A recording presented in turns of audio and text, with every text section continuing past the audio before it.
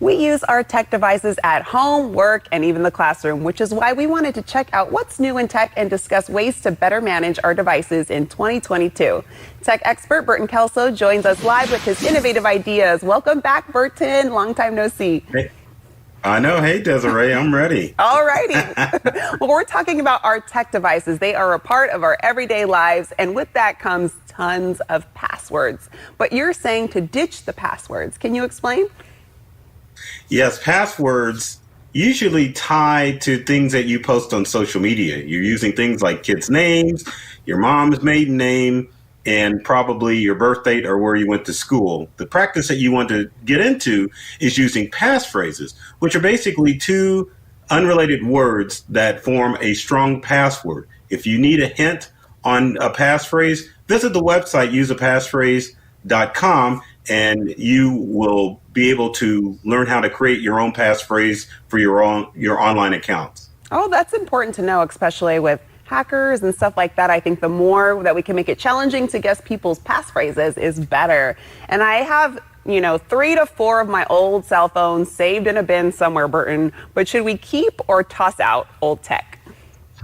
It's time to get rid of that old technology, especially with the end of 3G services. If you got an old smartphone or cell phone that's sitting in the drawer, go ahead and take it to your favorite recycling center. Those old devices just don't come back to life anymore. If you've got old cords, old anything around the house, it's time to just ditch it and just keep your new and current technology. Are you saying my iPhone 5 isn't going to be a collector's item in 2042, Burton? It depends on the market, but I would say probably not, Desiree.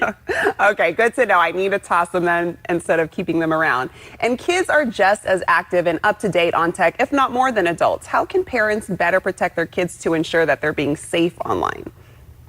Stop relying on parental control software. The only thing it does is it allows you to set limits when your kids get online, and it also will help with parental guidance as far as downloading apps and programs. At least once a week, parents need to get a hold of their kids' devices to make sure that they're not going where they shouldn't be going on the internet. There's no all-inclusive parental control software, only parents that get in the habit of monitoring what their kids do with their devices. Yeah, we definitely want to keep those kids safe. And what can we all do if we accidentally misplace our device? I've been very guilty of that multiple occasions. So if we misplace it, maybe even in a public place, is there a way we can find our phones? Definitely. I lost my phone in Chicago over the holidays, but I found it, thank goodness, because I turned on Find My Device, which is available for both Apple devices and Android devices. Once you turn this feature on, it uses GPS coordinates to locate your device. If you have an Android watch or an Apple watch, if you leave your phone, your watch will alert you that you left your device behind, so you can quickly go back and retrieve it. And then just to make sure, so we actually have to kind of turn the feature on. I shouldn't assume that I got my phone, it's just automatically going to find it. We need to turn some type of feature on. Definitely. In both Apple devices and Android devices, just go into settings, locate Find My Device, and switch it on. And it will keep track of your device wherever you are in the world, and it will alert you to all your devices if you happen to leave it behind. Okay, that's good to know. And as much as people enjoy being online, why is it important to unplug from time to time?